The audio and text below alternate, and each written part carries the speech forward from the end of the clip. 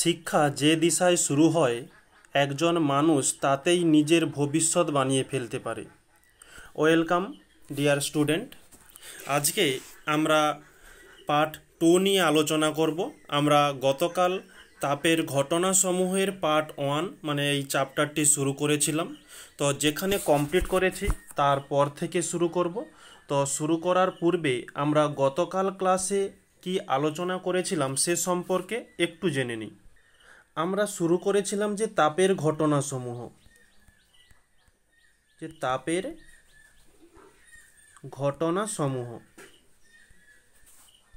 তো এই তাপের ঘটনাসমূহকে দুটি ভাগে ভাগ করা হয়। একটি তাপীয় প্রসার বা তাপীয় প্রসারণ, আর একটা হচ্ছে তাপের পরিবহন। তো এই তাপীয় প্রসারকে তিন ভাগে ভাগ করা হয়। একটা কঠিনের তাপীয়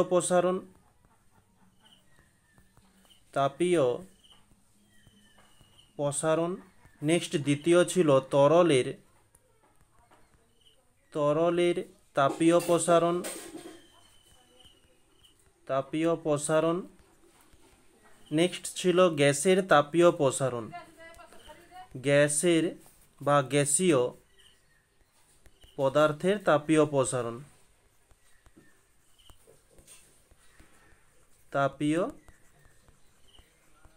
প্রসারণ। তো আমরা গতকাল এই কঠিনের তাপীয় প্রসারণ সম্পর্কে কিছুটা জেনেছিলাম। যেমন জানা হয়েছিল, আমাদের সংজ্ঞা হয়েছে, উদাহরণ হয়েছে এবং এর প্রকারভেদ। তো এই কঠিনের তাপীয় প্রসারণকে আমরা তিনটি ভাগে ভাগ করি। যেমন ছিল রৈখিক বা দৈর্ঘ্য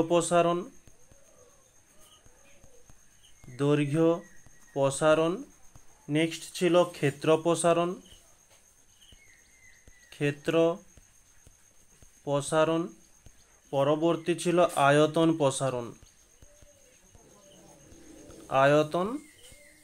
প্রসারণ। তো আমরা গতকাল এই কঠিনের রৈখিক বা দৈর্ঘ্য প্রসারণের সংজ্ঞা, উদাহরণ এই দুটোই করে আমরা গতকাল ক্লাসটিকে শেষ করেছিলাম। তারপর থেকে আমরা আজকে যেটা শুরু করব, যে এই রৈখিক বা দৈর্ঘ্য প্রসারণ কোন কোন বিষয়ের ওপর নির্ভর করে। ওকে, নির্ভরশীল কোন কোন বিষয়ের ওপর নির্ভর করে সেটা আমরা আজকে আলোচনা করব। তাহলে এখানে পয়েন্ট দেওয়া যাক যে রৈখিক প্রসারণ এর নির্ভরশীলতা। রৈখিক প্রসারণের নির্ভরশীলতা।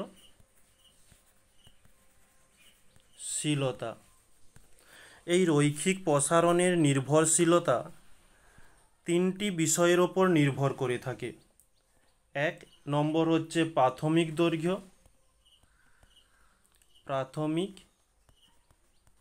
দৈর্ঘ্য।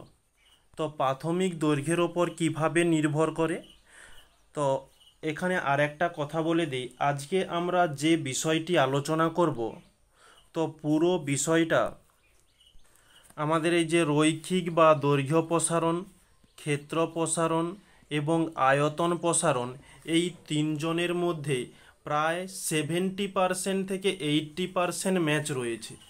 সামান্য ছোটোখাটো একটু জায়গাতে যেখানে রৈখিক লিখেছিলাম সেখানে ক্ষেত্র লিখব, এবং যেখানে রৈখিক লিখেছিলাম সেখানে আয়তন লিখব। শুধু এই জিনিসটারই সামান্য পার্থক্য, আর একটু বুঝবার। একটা টপিক যদি আমরা বুঝে নিতে পারি তাহলে আমাদের এই দুটো টপিক একবারে জলের মতো সহজ হয়ে যাবে। তো এই নির্ভরশীলতাতে তাহলে কি বলছে ক্লিয়ার করে দিই। এই প্রাথমিক দৈর্ঘ্যতে বলছে যে উষ্ণতা বৃদ্ধির পাল্লা, আমাদের যে উষ্ণতাটা বৃদ্ধি করব উষ্ণতা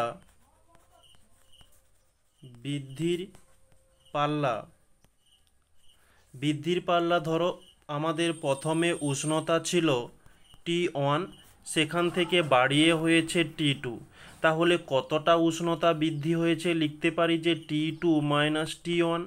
তো এটাই এখানে করব যে T2 মাইনাস T1 এটাই হচ্ছে উষ্ণতা বৃদ্ধির পাল্লা, T2 মাইনাস T1। এটি যদি স্থির থাকে তাহলে কোনো কঠিন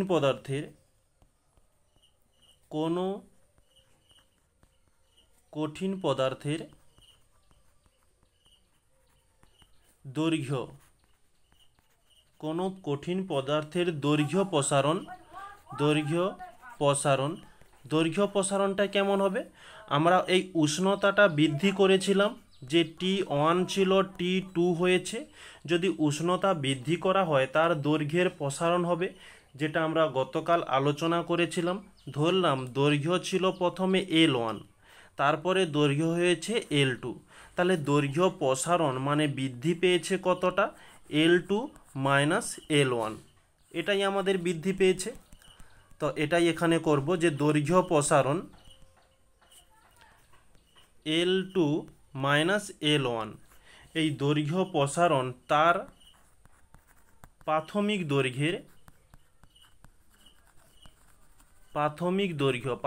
দৈর্ঘ্য কোনটি?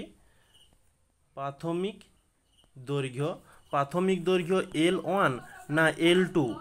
আগে L1 ছিল, তারপরে উষ্ণতা বৃদ্ধির ফলে L2 হয়েছে, তাহলে আমাদের প্রাথমিক উষ্ণতা হচ্ছে L1, L2 নয়, L2 হচ্ছে অন্তিম উষ্ণতা। তাহলে প্রাথমিক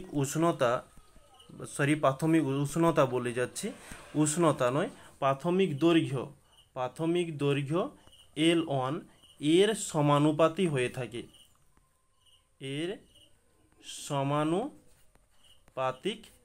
হয়। তাহলে আর একবার পড়ছি ব্যাপারটা কি বলছে, যে উষ্ণতা বৃদ্ধির পাল্লা যদি স্থির থাকে, এটা স্থির, তাহলে কোনো কঠিন পদার্থের দৈর্ঘ্য প্রসারণ যেটা L2 মাইনাস L1 কীভাবে এসেছে তোমাদের দেখালাম। দৈর্ঘ্য প্রসারণ তার প্রাথমিক দৈর্ঘ্যের সমানুপাতি হয়ে থাকে, তাহলে এখানে আমরা লিখতে পারি যে অর্থাৎ L2 মাইনাস L1 তার সঙ্গে L1 এদের মধ্যে কীরকম সম্পর্ক? যে সমানুপাতি সম্পর্ক। এটা একটা আমাদের রূপ হয়ে গেল, মানে গাণিতিক রূপ বলতে গেলে। নেক্সট দ্বিতীয় বিষয়, যে উষ্ণতা বৃদ্ধি।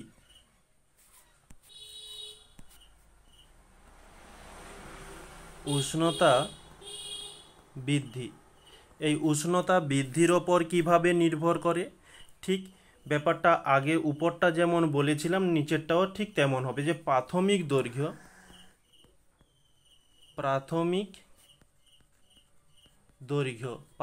দৈর্ঘ্য কোনটা? L1, এটা হচ্ছে প্রাথমিক দৈর্ঘ্য। এই প্রাথমিক দৈর্ঘ্য যদি স্থির থাকে, আমাদের উপরটা কি স্থির থেকেছিল? T2 মাইনাস T1 স্থির থেকেছিল। আর এখানে হচ্ছে L1 যদি স্থির থাকে, তাহলে দৈর্ঘ্য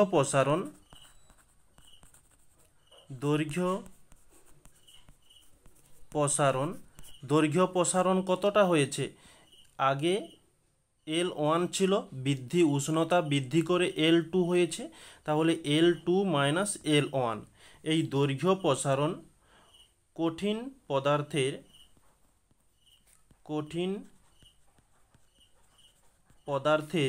উষ্ণতা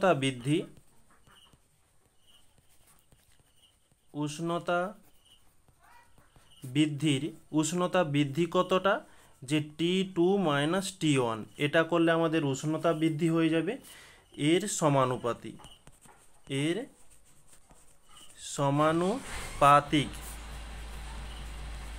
ওকে, তাহলে এখানে আমরা অর্থাৎ লিখতে পারি যে অর্থাৎ L2 minus L1 সমানুপাতি L2 minus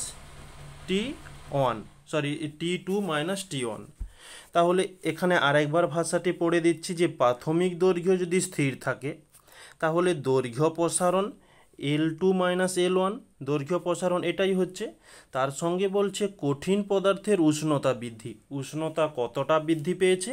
যে T2 মাইনাস T1, এরা একে অপরের মধ্যে দুজন সমানুপাতি, তো সেটাই এখানে করেছি। এটা আমাদের জানা দরকার কেন? কারণ এর পরবর্তীতে আমরা যে রাশিমালাটি নির্ণয় করব সেখানে এটি আমাদের প্রয়োজন। আমরা নেক্সট পরবর্তী স্লাইডে 3 নম্বর বিষয়, যেটি কঠিনের উপাদান। কঠিনের উপাদান আমরা গতকাল জেনেছিলাম যে কোনো কঠিনকে তাপ দিলে মানে উষ্ণতা বৃদ্ধি করলে সেটি প্রসারণ হয়। এখানে আমরা জানব বিভিন্ন কঠিন পদার্থ তার প্রসারণ আলাদা। কেমন? ধরো একটা লোহা নিলাম, একটা প্লাস্টিক নিলাম, দুটোই কিন্তু কঠিন, দুটোকেই সমান পরিমাণে তাপ দেওয়া হলো, তাহলে কোনটা সব থেকে তাড়াতাড়ি প্রসারণ হবে? অবশ্যই ওই প্লাস্টিকের কঠিন বস্তুটা। লোহা খুব সহজে প্রসারিত হবে না। তো বিভিন্ন পদার্থ তার প্রসারণশীলতা ধর্মটা আলাদা।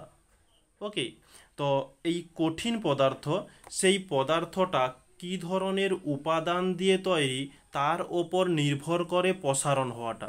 এটা প্লাস্টিক দিয়ে তৈরি, তার জন্য প্রসারণ হয়ে যাচ্ছে, আর সেটি লোহা দিয়ে তৈরি, এটা হচ্ছে প্রসারণ হচ্ছে না। এটাই হচ্ছে উপাদান। তাহলে আমরা এখানে লিখব যে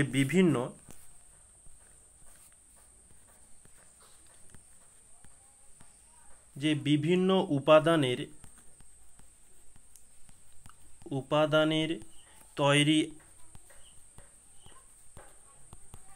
একই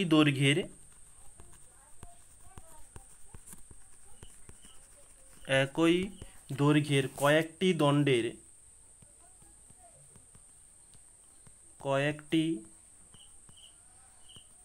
দণ্ডের একই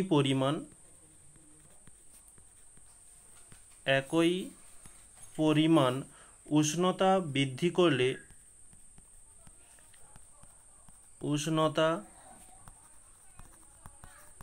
বৃদ্ধি করলে তাদের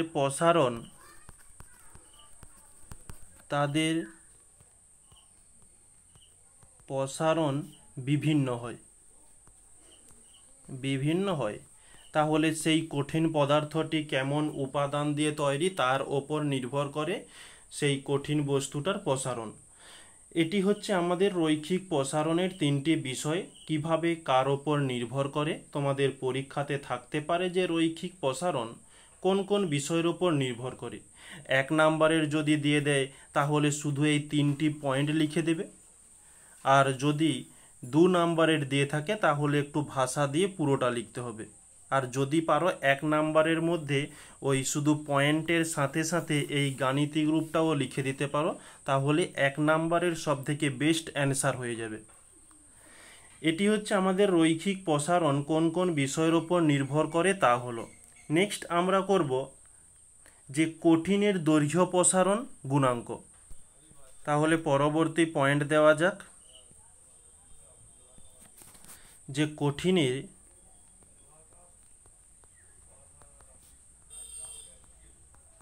কঠিনের দৈর্ঘ্য প্রসারণ গুণাঙ্ক, এটি আমরা আলোচনা করব। একে ইংরেজিতে বলা হয়ে থাকে কোফিসিয়েন্ট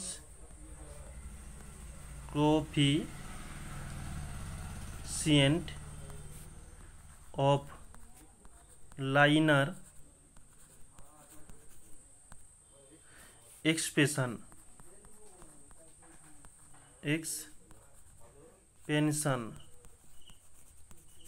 ওকে, আচ্ছা, এখানে আমরা প্রথমত এই কঠিনের দৈর্ঘ্য প্রসারণ গুণাঙ্ক, আমরা কঠিনের দৈর্ঘ্য প্রসারণটা কি আলোচনা করেছি, গুণাঙ্কটা কি সেটা আলোচনা করব। এটা বিশেষ একটা জটিলতা কিছু নয়। দৈর্ঘ্য প্রসারণের সংজ্ঞাটা যা ছিল, এখানে একটু পরিমাপ ভেদে একটু অ্যান্সারটা মানে সংজ্ঞাটা সামান্য কিছু পরিবর্তন হবে। কেমন পরিবর্তন হবে দেখিয়ে দেব সেটা।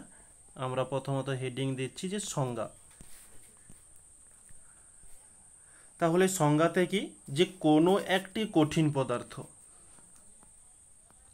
যে কোনো একটি কঠিন পদার্থের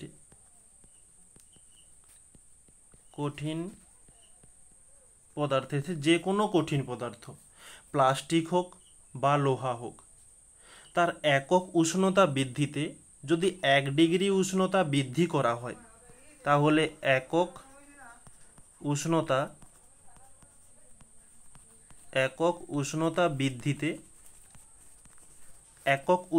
বৃদ্ধিতে এর অর্থ কি, যে 1 ডিগ্রি বৃদ্ধি।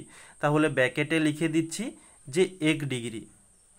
তাহলে 1 ডিগ্রি বৃদ্ধি করলে প্রতি একক দৈর্ঘ্য, তাহলে প্রতি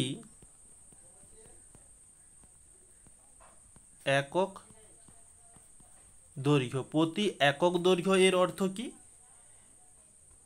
1 মিটার হতে পারে, 1 সেন্টিমিটার হতে পারে, মোটামুটি 1 হবে। ওকে, তাহলে ওই দৈর্ঘ্যটা বৃদ্ধি পাবে। সে 1 সেন্টিমিটার হতে পারে বা 1 মিটার হতে পারে, দৈর্ঘ্যটি বৃদ্ধি পাবে। যে পরিমাণ দৈর্ঘ্য প্রসারণ হয়, যে পরিমাণ দৈর্ঘ্য প্রসারণ হয় তাকে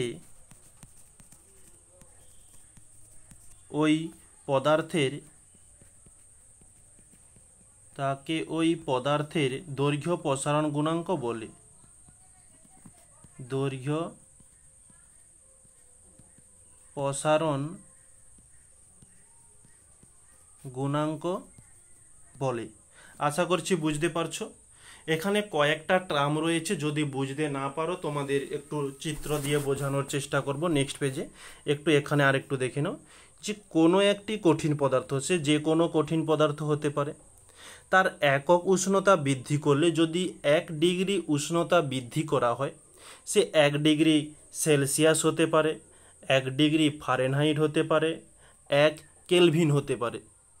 সে কোন একক সেটা আমাদের জানা নেই, কিন্তু 1 যদি বৃদ্ধি হয় তাহলে প্রতি 1 দৈর্ঘ্য 1 বৃদ্ধি করলে 1 দৈর্ঘ্যে বাড়বে। ওই যতটা দৈর্ঘ্যে বাড়বে, যে পরিমাণ দৈর্ঘ্য প্রসারণ হয় তাকে ওই পদার্থের দৈর্ঘ্য প্রসারণ বলে। কয়েকটা মাত্র টার্ম, এটা একটা, এই দুটো, 3টে, 4টে, এই একটা, 5টা টার্মে তোমাদের এই সংজ্ঞাটি রেডি। আর এটা কিন্তু খুব ইম্পর্টেন্ট পরীক্ষার জন্য। আচ্ছা, এটা চিত্র সহকারে বুঝিয়ে দিই। ধরো এই একটি দণ্ডটা রয়েছে, আমাদের কোনো সমস্যা নেই।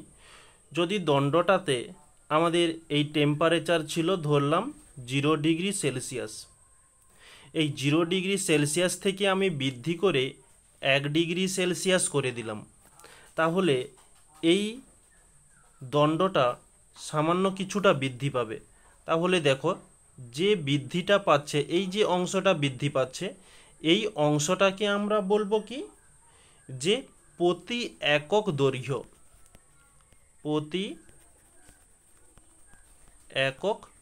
দৈর্ঘ্য, সে 1 সেন্টিমিটার হতে পারে বা 1 মিটার হতে পারে, 1 কিলোমিটার হতে পারে, যাই হোক না হবে। তাহলে যে 1 বৃদ্ধি পাবে, ওই বৃদ্ধিটাকেই আমরা বলবো কি, যে রৈখিক প্রসারণের বা দৈর্ঘ্য প্রসারণ গুণাঙ্ক। ওকে, আশা করছি এবার বোঝা গিয়েছে। আচ্ছা, এটা তাহলে ক্লিয়ার করে দিই এবার। নেক্সট পরবর্তী আমরা এই রৈখিক প্রসারণ বা দৈর্ঘ্য প্রসারণ গুণাঙ্কের রাশিমালা নিয়ে আলোচনা করব। আচ্ছা, রাশিমালা নিয়ে আলোচনা করার পূর্বে আর একটা জিনিস দেখিয়ে দিই। এই যে দৈর্ঘ্য প্রসারণ গুণাঙ্ক, একে একটা চিহ্ন দিয়ে প্রকাশ করা হয়। যে চিহ্নটা কি, যে চিহ্ন সমান হচ্ছে আলফা, একে হচ্ছে আলফা বলা হয়ে থাকে। ওকে, এটি হচ্ছে আলফা।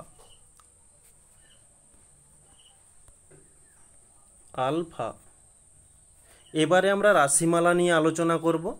তাহলে নেক্সট পরবর্তী হেডিং, যে রাশিমালা নিয়ে কি হবে, যে এটা আমাদের ম্যাথমেটিক্যালের জন্য একটু খুব প্রয়োজন হয়ে থাকে, বা তোমাদের এই রাশিমালাটাই পরীক্ষাতে চেয়ে বসে। সাধারণত তোমাদের এই যে চ্যাপ্টারটি রয়েছে, এখান থেকে তোমরা প্রশ্ন বিচিত্রাতে কিছু অল্প স্বল্প ম্যাথ দেখতে পাবে। 10টা স্কুল ঘেঁটে ফেললে হয়তো দুটো একটা স্কুলে ম্যাথ পাওয়া যায়। তো এই পর্যন্ত তোমাদের মাধ্যমিক পরীক্ষাতে কোনো ম্যাথ আসেনি, তো তোমাদের ম্যাথ নিয়েও আলোচনা করব। তো যে ম্যাথটা দেখেছো সেটা থিওরি থেকেই সরাসরি করা যায়, এই গাণিতিক রূপ থেকে কোনো প্রয়োজন নেই। তার আগে আমরা রাশিমালাটা করি। যে রাশিমালাতে আমরা প্রথমত ধরে নেব, যে ধরি এ T1 উষ্ণতা কোনো দণ্ডের দৈর্ঘ্যে উষ্ণতায় কোনো দণ্ডের দৈর্ঘ্য L1 ধরলাম, এই একটা দণ্ড, এই দণ্ডটা কতটা টেম্পারেচারে রয়েছে T1, তখন এই দণ্ডটির দৈর্ঘ্য কত L1, এবং উষ্ণতা বৃদ্ধি করলে উষ্ণতা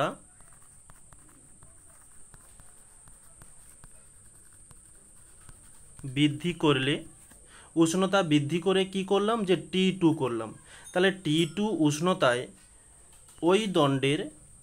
ওই দণ্ডের দৈর্ঘ্য কতটা হয়, L2 হয়ে যায়।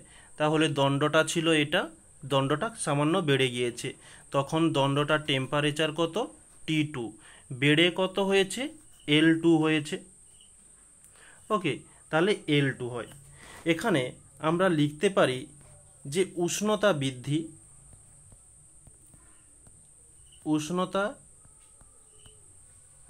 কতটা উষ্ণতা বৃদ্ধি হয়েছে, আগে T1 ছিল, তারপরে T2 হয়েছে, তাহলে T2 মাইনাস T1 করলেই কতটা উষ্ণতা বৃদ্ধি পেয়েছে সেটা আমরা পেয়ে যাব। এবং দৈর্ঘ্য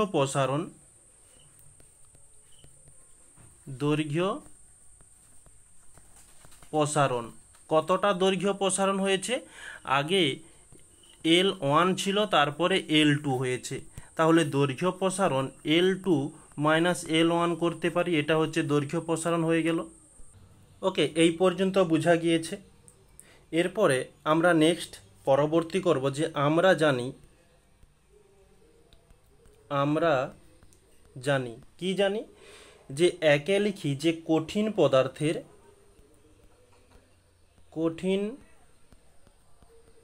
পদার্থের দৈর্ঘ্য প্রসারণ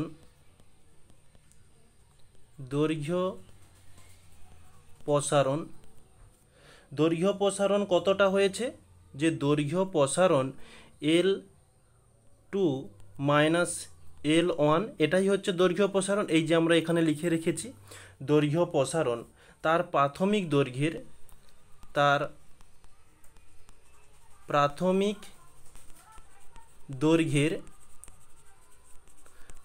দৈর্ঘ্য কত L1, এটি হচ্ছে প্রাথমিক দৈর্ঘ্য, সঙ্গে সমানুপাতিক।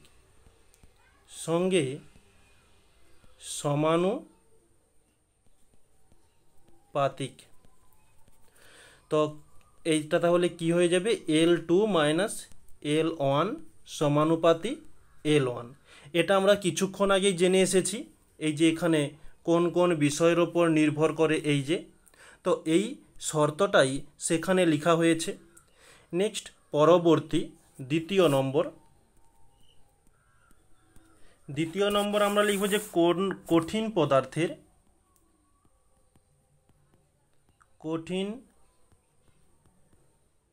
পদার্থের দৈর্ঘ্য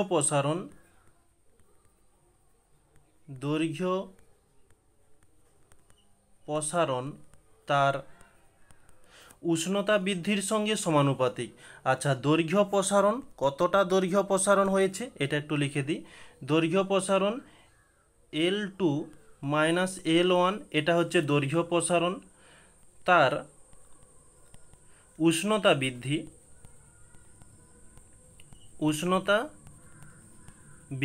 কতটা উষ্ণতা বৃদ্ধি হয়েছে, যে T2 মাইনাস T1 উষ্ণতা বৃদ্ধির সঙ্গে সমানুপাতিক। তাহলে সম্পর্কটা কেমন হবে, যে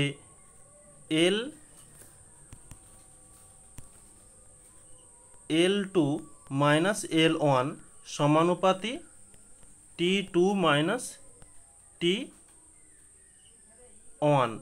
ওকে, এই সম্পর্কটা আমরা এখানে জেনেছি যে কোন কোন বিষয়ের ওপর নির্ভর করে এই যে সম্পর্কটা, এই সম্পর্কটাই সেখানে তুলে ধরা হয়েছে। এবারে আমরা এখানে যে দুটো সম্পর্ক করলাম, এখানে একটি সম্পর্ক আর এই যে একটি সম্পর্কতে দেখো L2 মাইনাস L1 এখানে রয়েছে, এখানেও L2 মাইনাস L1 রয়েছে। তাহলে আমরা অতএব দিয়ে লিখতে পারি যে অতএব L2 মাইনাস L1 সমানুপাতি, সেখানে ছিল আমাদের L1, এখানে আমাদের রয়েছে T2 মাইনাস T1, মানে L1 এবং T2 মাইনাস T1, এই যে T2 মাইনাস T1 এবং L1টা এই যে আমাদের L1, এই দুটো জায়গা থেকে আমরা এখানে সমীকরণটি রেডি করেছি। তো এখানে দেখতে পাচ্ছ সমানুপাত চিহ্ন রয়েছে, এটাকে তুলতে হলে একটা ধ্রুবক আনতে হবে। তাহলে সমান ধ্রুবকটা আমরা কি নিব? Alpha, L1 T2 minus T1। তাহলে এখানে আমরা লিখতে পারি আলফা সমান সমানুপাতিক ধ্রুবক। ওকে, তো এখান থেকে আলফাটাকে যদি আমরা সমানের এদিকে আনি, তাহলে মানে আলফা সমান কি হয়ে যাবে যে L2 minus L1 by L1 T2 minus T1। এই হচ্ছে আমাদের আলফা, অর্থাৎ আলফাকে আমরা কি দ্বারা জানি? দৈর্ঘ্য প্রসারণ গুণাঙ্ক।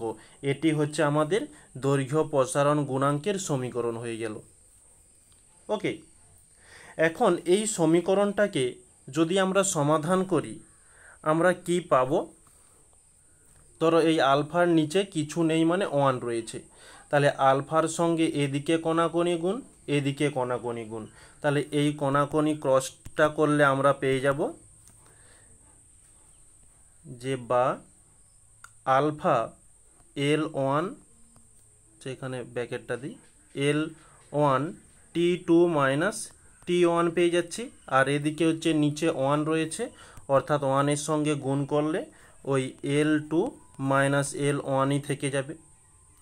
এখান থেকে আমরা এই যে L1 রয়েছে মাইনাস L1, এই মাইনাস L1কে আমরা অপোজিটে আনতে পারি, তাহলে কি হয়ে যাবে যে প্লাস L1 প্লাস L1, আর এদিকে আমাদের যেটা আছে plus alpha L1 T2 minus T1 সমান এদিকে কত থাকলো? L2 থাকলো। এখন এই ক্ষেত্রে আমরা এই L1কে যদি কমন নিয়ে নেই, তাহলে নেক্সট পেজে আমরা লিখব, বা এখানেই করতে পারি, বা এখানে জায়গাটা কুলাচ্ছে না, বা তাহলে সেখানে আমরা কি করেছিলাম যে L1 plus alpha L1 bracket শুরু T2 মাইনাস T1 সমান হচ্ছে L2, এই স্টেপটা আমরা সেখানে করেছিলাম। বা এখান থেকে যদি আমরা L1 কমন নিই, তাহলে L1 এখান থেকে L1 চলে গেলে 1 পড়ে থাকবে, 1 প্লাস আলফাকে আলফা এলো, L1 তো কমন নিয়েছি, তাহলে L1 চলে যাবে, T2 মাইনাস T1 যেমন ছিল থাকলো, আর এদিকে সমান L2।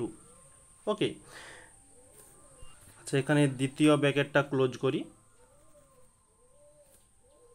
এই হচ্ছে আমাদের একটা সমীকরণ, এটি হচ্ছে একটি সমীকরণ হয়ে গেল।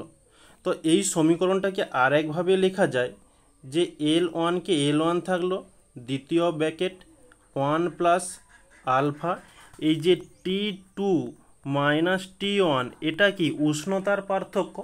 তো আমরা এতটা শব্দ না লিখে আমরা একটা সহজ টার্ম ব্যবহার করতে পারি, ডেল। এই ত্রিভুজের মতো এটা হচ্ছে ডেল টি, এই ডেল এটা কি চিহ্ন দেখায়? এটা হচ্ছে উষ্ণতার পার্থক্যকে চিহ্ন দেখায়। তাহলে T2 মাইনাস T1 সমান ডেল টি লিখতে পারি। এখানে এই T2 মাইনাস T1 এর কাছে ডেল টি ব্র্যাকেট ক্লোজ সমান L2। আমরা ওই সমীকরণটাকেও এভাবেও লিখতে পারি। ওকে, তাহলে এই যে সমীকরণটা করানো হলো, এই সমীকরণটা, আচ্ছা এক মিনিট, এই যে সমীকরণটা আর এদিকে এই সমীকরণটা, এই দুটো সমীকরণ থেকে তোমাদের ম্যাথ হয়, কিন্তু ম্যাথ তোমাদের মাধ্যমিকে এই পর্যন্ত আসেনি। কিন্তু তোমরা যেসব প্র্যাকটিস সেটগুলো আলোচনা করবে ওখানে একটা আধরা সিম্পল ছোটোখাটো ম্যাথ তোমরা লক্ষ্য করবে। তো এই সমীকরণ থেকে কেমন ম্যাথ আসে সেটা আমরা আলোচনা করব। তো একটু পরে আলোচনা করব। এই কঠিনের রৈখিক বা দৈর্ঘ্য প্রসারণ যেটা শুরু করেছি সেটা শেষ করে আমরা পরবর্তী টপিক শুরু করার পূর্বেই আমরা এই ম্যাথটা নিয়ে আলোচনা করব। তো এখানে এই সমীকরণটা হলো।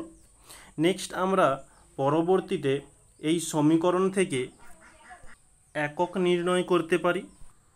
তাহলে আমরা একক বলে হেডিংটা দিই।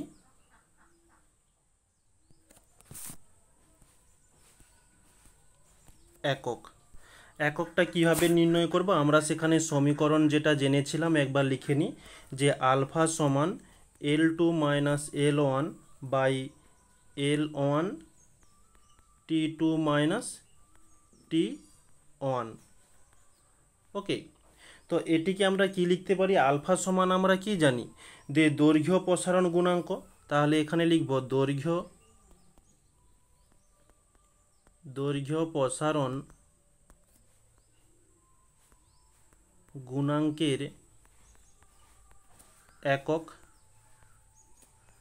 সমান এই যে L2 মাইনাস L1 এটা হচ্ছে দৈর্ঘ্যের একক, দৈর্ঘ্যের একক, আর এদিকে হচ্ছে L1 এটাও হচ্ছে দৈর্ঘ্যের একক, দৈর্ঘ্যের একক ইন্টু এই T2 মাইনাস T1 এটা হচ্ছে কিসের একক? উষ্ণতার একক, উষ্ণতার একক। তাহলে দেখো উপরে দৈর্ঘ্যের একক, নিচেও দৈর্ঘ্যের একক, তাহলে দৈর্ঘ্যের একক কেটে যাবে।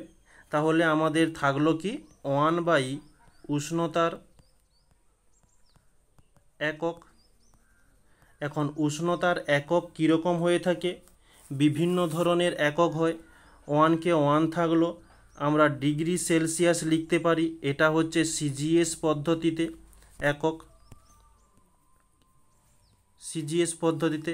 বা আমরা 1 বাই ডিগ্রি ফারেনহাইট লিখতে পারি, এটা হচ্ছে এফপিএস পদ্ধতিতে একক। বা আমরা একে 1 বাই কে লিখতে পারি, কে হচ্ছে কি, এটা হচ্ছে কেলভিন, এটা হচ্ছে এসআই একক। তাহলে আমরা এখানে অতএব দিয়ে লিখতে পারি আলফা এর সিজিএস একক, এসআই একক এবং এফপিএস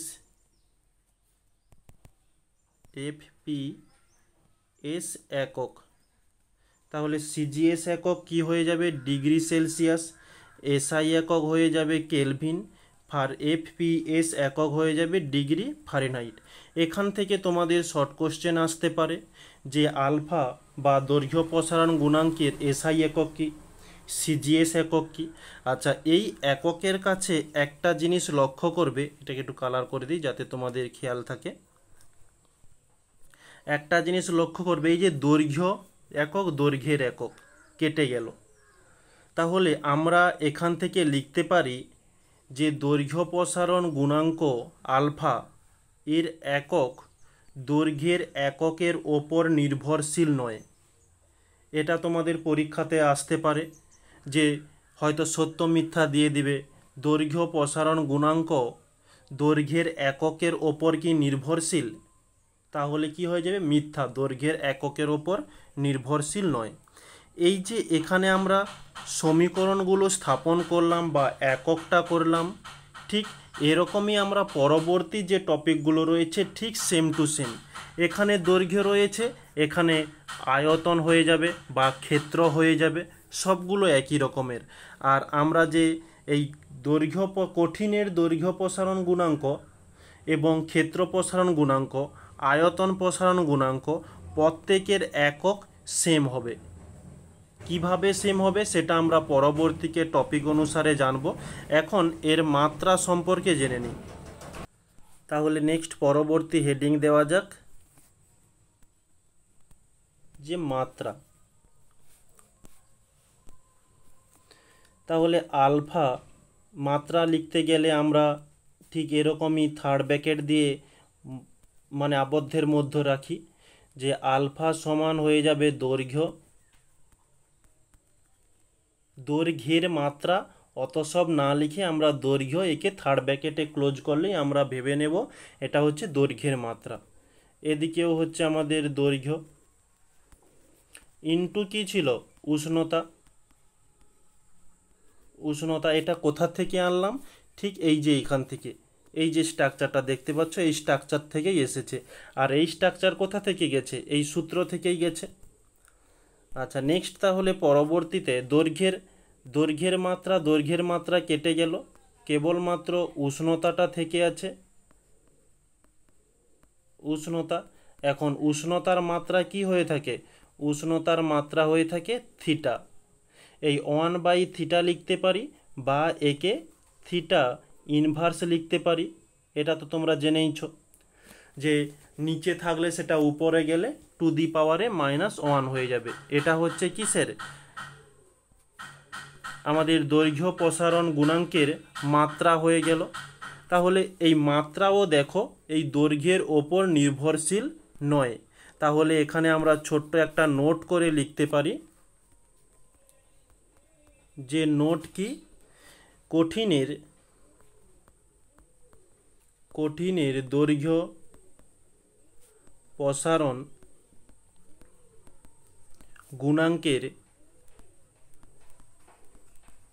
গুণাঙ্কের একক ও মাত্রা দৈর্ঘ্যের ওপর নির্ভরশীল নয়। দৈর্ঘ্যের উপর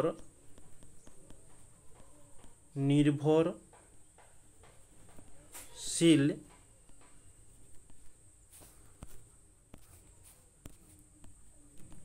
নয়,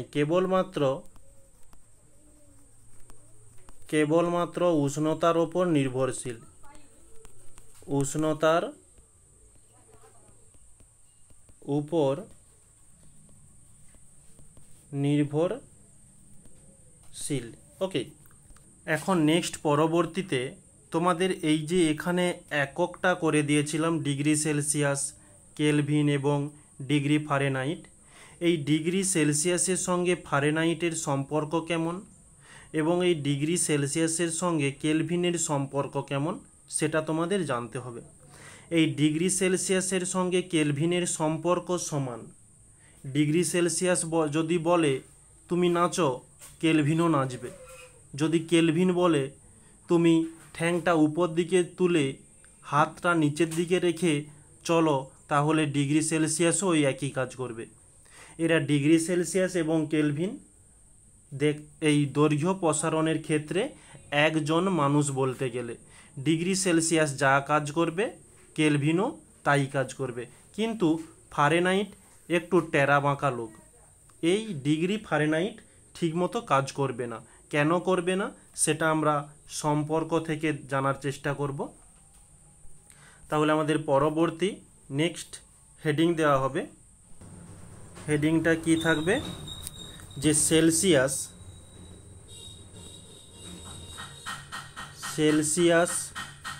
ও ফারেনহাইট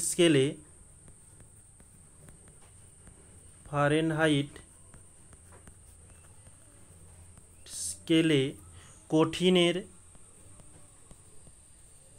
দৈর্ঘ্য প্রসারণ গুণাঙ্কের সম্পর্ক।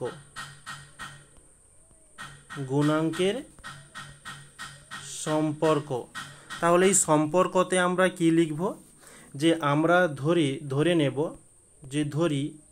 যে সেলসিয়াস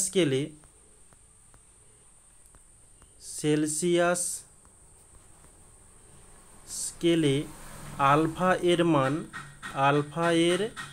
আলফা এর অর্থ কি, এটা কোন জিনিসটাকে চিহ্নিত করি, যে দৈর্ঘ্য প্রসারণ গুণাঙ্ক।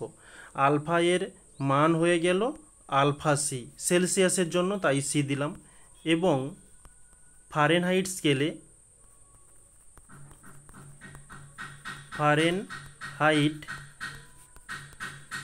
স্কেলে আলফা এর মান কি হবে, আলফা নিচে এফ।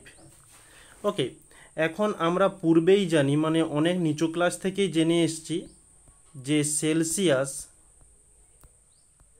সেলসিয়াস স্কেলে 100 ডিগ্রি সেলসিয়াস 100 ডিগ্রি বৃদ্ধি 100 ডিগ্রি সেলসিয়াস বৃদ্ধি সমান ফারেনহাইট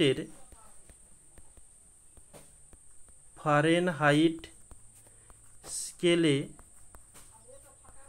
180 ডিগ্রি ফারেনহাইট বৃদ্ধি। এদিকে 100 ডিগ্রি বৃদ্ধি পেলে এদিকে 180 ডিগ্রি ফারেনহাইট বৃদ্ধি পেয়ে যায়। তাহলে সেলসিয়াস স্কেলে 1 ডিগ্রি সেলসিয়াস বৃদ্ধি সমান ফারেনহাইট স্কেলে 180 বাই 100 ইন্টু 1, 0 0 কেটে গেল। তাহলে একে যদি কাটাকাটি করি, 2 দিয়ে দিলে 2 লং 18, 2 5 10, তাহলে লিখতে পারি 9/5 ডিগ্রি ফারেনহাইট বৃদ্ধি হবে। তাহলে 1 ডিগ্রি বৃদ্ধি সমান কত হলো, 9/5 ডিগ্রি ফারেনহাইট। এখন নেক্সট পেজে করব। এখন দৈর্ঘ্য প্রসারণ গুণাঙ্কের সূত্র অনুসারে, বা সূত্র বলছি সংজ্ঞা অনুসারে, দৈর্ঘ্য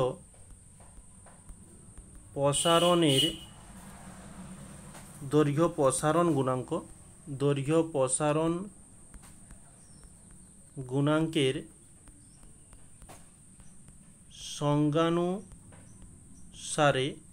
সংজ্ঞানুসারে কি, যে 1 ডিগ্রি সেলসিয়াস উষ্ণতা বৃদ্ধি করলে 1 ডিগ্রি সেলসিয়াস উষ্ণতা বৃদ্ধি করলে একক দৈর্ঘ্য প্রসারণ, আমরা সংজ্ঞাতে জেনেছিলাম যে 1 ডিগ্রি বৃদ্ধি করলে প্রতি একক দৈর্ঘ্য প্রসারণ হয়। সেই প্রতি একক দৈর্ঘ্যটাকে আমরা লিখতে পারি যে আলফা সি। ওকে, তাহলে আমরা সেখানে 9/5 ডিগ্রি ফারেনহাইট নির্ণয় করেছি। তাহলে 9/5 ডিগ্রি ফারেনহাইট উষ্ণতা বৃদ্ধি করলে একক দৈর্ঘ্য প্রসারণ কতটা হবে, আলফা সি। কীভাবে হলো, যেই 1 ডিগ্রি সেলসিয়াস সমান 9/5 ডিগ্রি ফারেনহাইট, কোথায় থেকে আমরা পেলাম এটা, এই যে এখানে পেয়েছি 1 ডিগ্রি সেলসিয়াস সমান 9/5 ডিগ্রি ফারেনহাইট। তো এই সম্পর্কটা থেকে আমি এখানে আলফা সি লিখেছি, অর্থাৎ 1 ডিগ্রি সেলসিয়াস এবং 9/5 ডিগ্রি সেলসিয়াস দুটোই সমান। তাহলে এখানে যদি দুটোই সমান হয়, এখানেও তাহলে সমান হবে, এই কারণেই সমান রাখা হয়েছে। তাহলে 1 ডিগ্রি ফারেনহাইট উষ্ণতা বৃদ্ধি করলে একক দৈর্ঘ্য প্রসারণ সমান কত হবে, যে আলফা সি বাই 9/5। এই 9-এর নিচে বাই 5 না লিখে উপরে উঠে গেলে ঘুরে যাবে, ইন্টু 1। তাহলে এটাকে সলিউশন করলে কি হবে, 5 আলফা সি বাই 9, এটাই পাচ্ছি। তাহলে এখানে লিখতে পারি আবার 1 ডিগ্রি ফারেনহাইট উষ্ণতা বৃদ্ধি করলে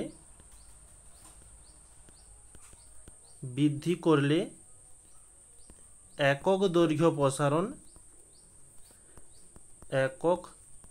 দৈর্ঘ্য প্রসারণ কতটা হবে, আলফা এফ। এই আলফা এফটা কিভাবে এলো, আমরা 1 ডিগ্রি ফারেনহাইট উষ্ণতা বৃদ্ধি করলে আলফা এফ দ্বারা চিহ্নিত করি, কিন্তু এই আলফা এফ এর মান কত, এই যে 1 ডিগ্রি ফারেনহাইটের মান হয়ে গেল এই যে 5 আলফা সি বাই 9। তাহলে আমরা এই দুটোকে ইকুয়াল করলে, তাহলে সুতরাং আলফা এফ সমান হয়ে যাবে 9/5/9 আলফা সি। এই হচ্ছে আমাদের সম্পর্ক। এখান থেকে আমরা লিখতে পারি অতএব এই আলফা সি বড় কার থেকে বড়, এই আলফা এফ এর থেকে বড়। এটা আমরা এখান থেকে পেয়ে থাকি। তাহলে এই হচ্ছে আমাদের দুটো মনে রাখার বিষয়। তাহলে এবারে বোঝা যাচ্ছে যে ডিগ্রি সেলসিয়াস এবং ফারেনহাইটের মধ্যে শত্রুতাটা কোথায়। তো এখানে দেখো কোথায় গেল, এই যে ডিগ্রি সেলসিয়াস এবং ফারেনহাইটের মধ্যে সম্পর্কটা আমরা এখানে পড়লাম, ডিগ্রি সেলসিয়াস এবং ফারেনহাইটের মধ্যে সম্পর্কটা পড়লাম। এখন এই ডিগ্রি সেলসিয়াসের সঙ্গে কেলভিনের বন্ধুত্বটা কোথায় এত, সেটা আমরা আগামীকাল আলোচনা করব। তো আগামীকাল এই শত্রুতা মানে এই বন্ধুত্ব দিয়ে আমরা আগামীকাল ক্লাসটাকে শুরু করব। ওকে, তো তোমাদেরকে আজকে যতটা ক্লাস হলো খুব সহজ সরলভাবে বোঝানোর চেষ্টা করেছি। তো কারো যদি কোথাও সমস্যা থেকে থাকে অবশ্যই কমেন্টে জানিও, তার অ্যান্সারটা আমি আগামীকাল ক্লাসে আলোচনা করে নেব, কোনো সমস্যা নেই। তাহলে আজকের এই যে ক্লাসটি এখানে সমাপ্ত করছি, সবাইকে থ্যাংক ইউ বলছি। তো তার আগে আর একটা ছোট্ট কথা বলি, আমরা গতকাল ক্লাসে যেটা আলোচনা করেছিলাম সেখান থেকে তোমাদের টেলিগ্রাম গ্রুপে বা তোমাদের এই ইউটিউবেও তোমাদের যেসব টোলগুলো দেওয়া হয়েছিল সেগুলো তোমরা অবশ্যই অ্যাটেম্প্ট করেছো। তো ওই রকমই প্রশ্নগুলো তোমাদের পরীক্ষাতেও থাকবে, তোমাদের ঠিক মার্ক করতে হবে। আর এই চ্যাপ্টার থেকে তোমাদের প্রথম দিনই বলে দিয়েছিলাম যে খুব বিশেষ করে 1 নাম্বারের কোশ্চেনটাই আসার সম্ভাবনা বেশি, 2 নাম্বার বা 3 নাম্বার খুবই কম। 2 নাম্বার একটা থাকতে পারে বা না থাকতেও পারে বা 3 নাম্বার দিয়ে দিতে পারে। ওকে, তো 1 নাম্বারের প্রতি গুরুত্বটা বেশি দিতে হবে তোমাদের। তাহলে আজকের ক্লাস থেকে আমরা যা জেনেছি ঠিক গতকাল ক্লাসের মতো তোমাদের এমসিকিউ কোশ্চেনগুলো টেলিগ্রামে বা ইউটিউবে আপলোড করা হবে, তোমরা ওখান থেকে দেখতে পারো। তাহলে সবাইকে থ্যাংক ইউ বলে আজকের এই ক্লাসটিকে এখানে সমাপ্ত করছি এবং গতকাল আমরা কন্টিনিউ এই ক্লাসটিকে করব।